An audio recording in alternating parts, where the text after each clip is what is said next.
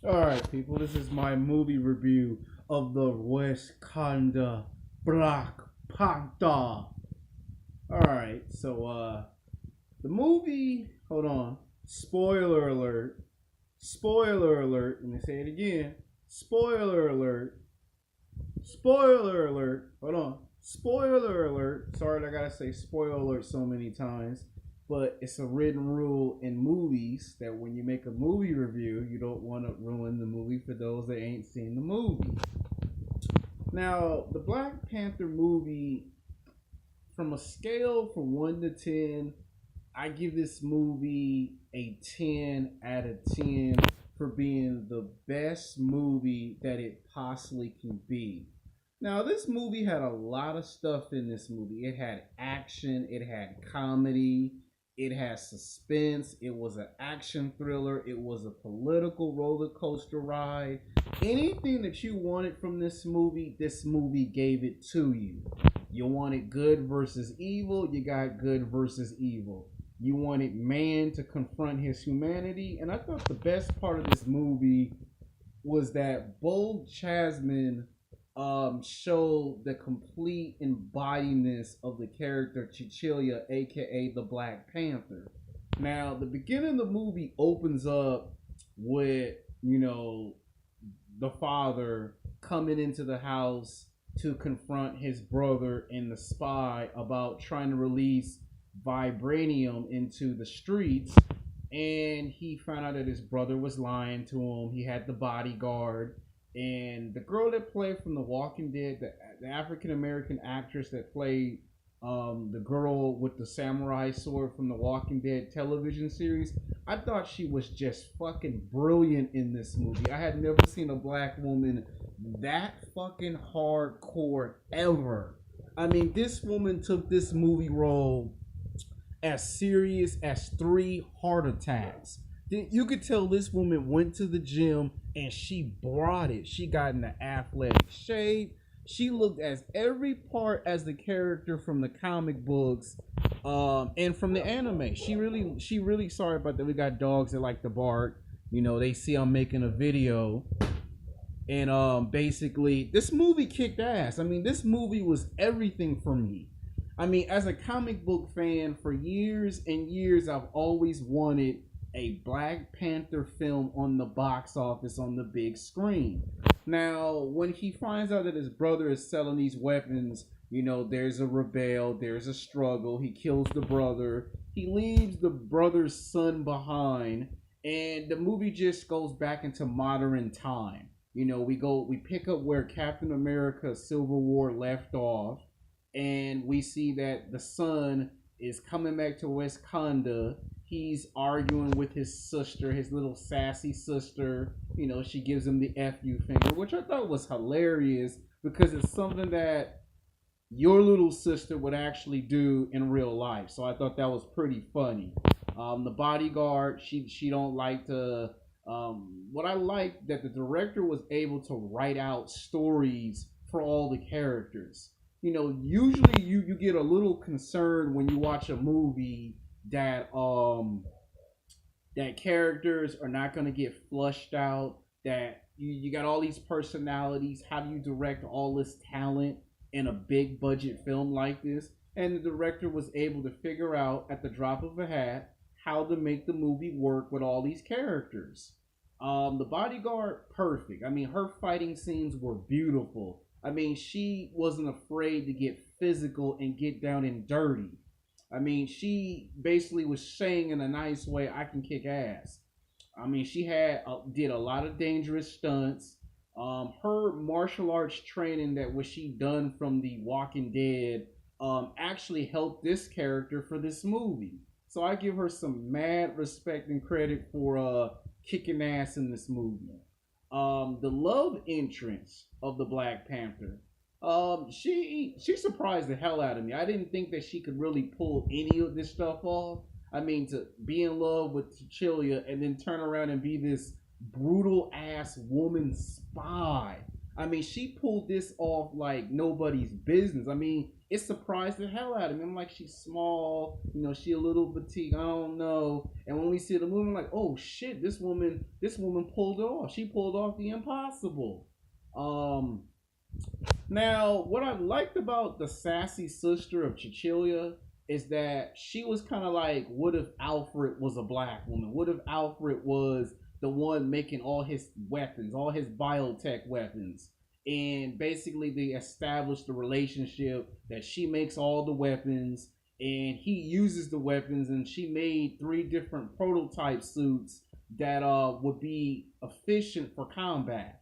And this kind of explains how his suit was made and where the technology came from. If you watch Captain America Civil War, you would notice that he had a similar suit, and we see that same suit in this film, but we notice that he's wearing the one that can absorb kinetic energy that allows him to take all these blows and keep on fighting, that makes him completely indestructible, even though it's a man inside of a suit.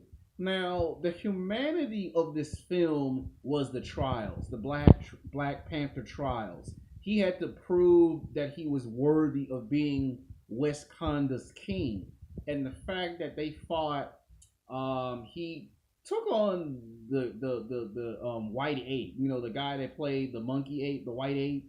He took him on and he beat him. Now, they didn't want to make this one of those, he just flat out beat him and he's king. They wanted to make this fight actually represent something. And this fight actually was good.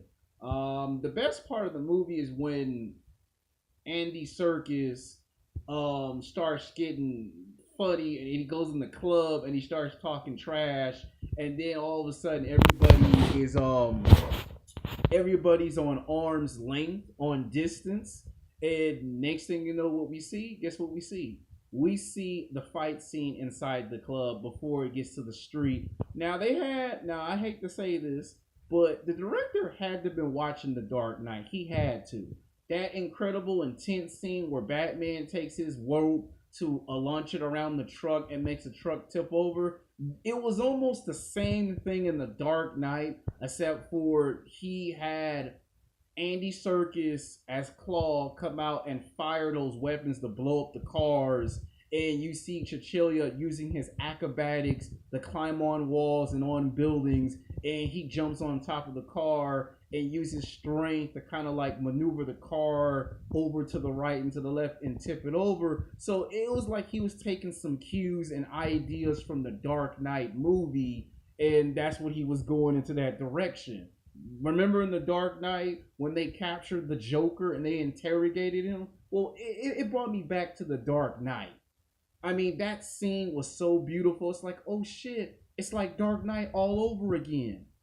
And the interrogating scene was beautiful. The way Ross came in there and interrogated him, it was like the same way Commissioner Gordon interrogated the Joker. The good cop, bad cop routine.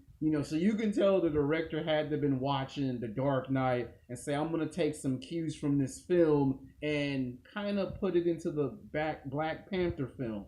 And then the fact that he was able, Cecilia never got a chance to interrogate him because Killmonger shows up, and Killmonger kills a lot of people in this movie, by the way. He kills a lot of people. I mean, I like the part where he went into the museum and he was arguing with the white lady, and he told the lady, well, actually, they stole this from the, Wakanda. Wakanda took it from another group, and the lady was like, okay, I'm gonna have to ask you to leave. I thought it was beautiful that they set up how he was gonna get revenge.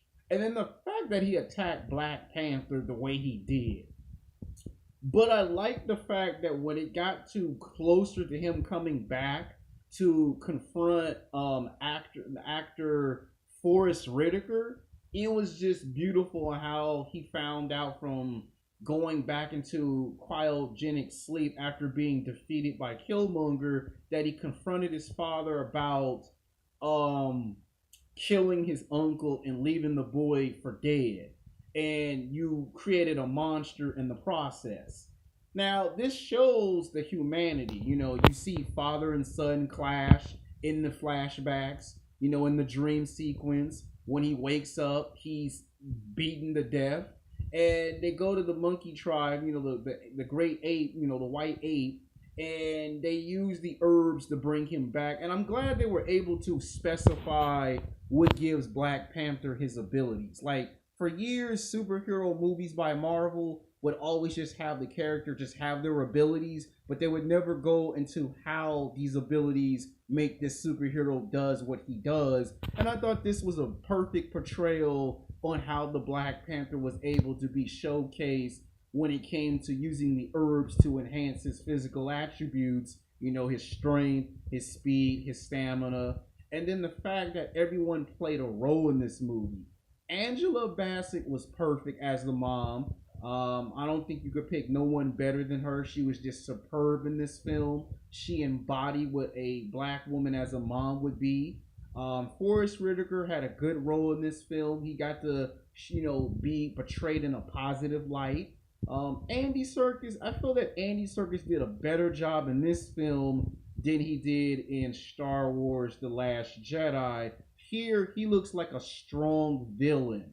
Now, it was unfortunate that his character got killed off so fast and so quick. It would have been nice if he could have been seen at the end of the film smiling and sneaking off with more vibranium. I thought that would have been better.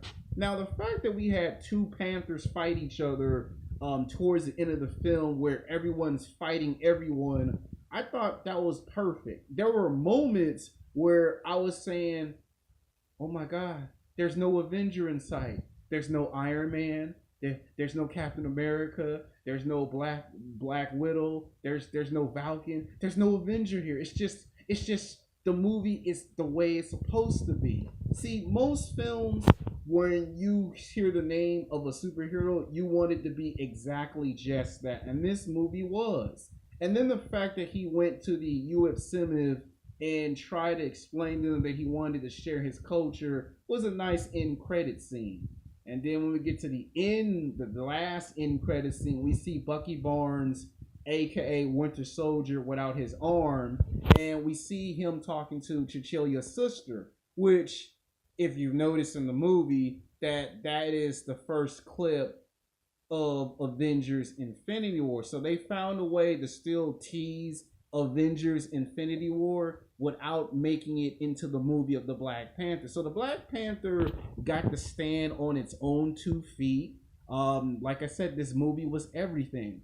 If you wanted some comedy, you got some comedy in this movie. You wanted some action, you got action. If you wanted suspense, you got suspense. If you wanted a thriller, you got a thriller. And if you wanted some political stuff, you got some political stuff. And there was not too much romance in this movie, but there was some at some key critical moments. There was some romance. And just about every actor or actress that popped up in this film all looked it real strong and powerful, and everyone got to share the spotlight.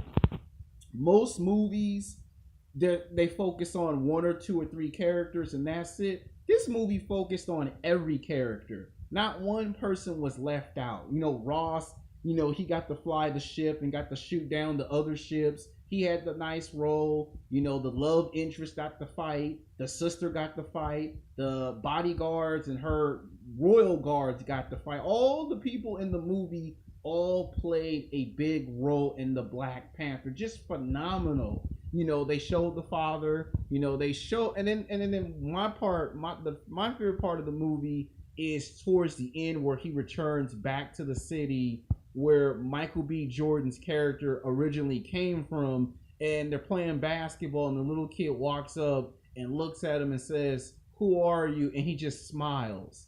To me, that's like a strong indication that yes, Marvel will come back with a sequel to the Black Panther. And usually when they do this, usually when they make a Black Panther 2 or a Black Panther 3, usually the little kid that says, "Who are you?" is either going to be a superhero or a supervillain. I believe the director might have saw Justice League last year and said, "Hey, let's add this into the film." So they took some stuff from Justice League, they took some stuff from The Dark Knight, but for the most part, this film clearly stood out on its own and I give the movie a strong 10 out of 10. Now, there is some controversial to the Black Panther movie. I'm not going to sit here and lie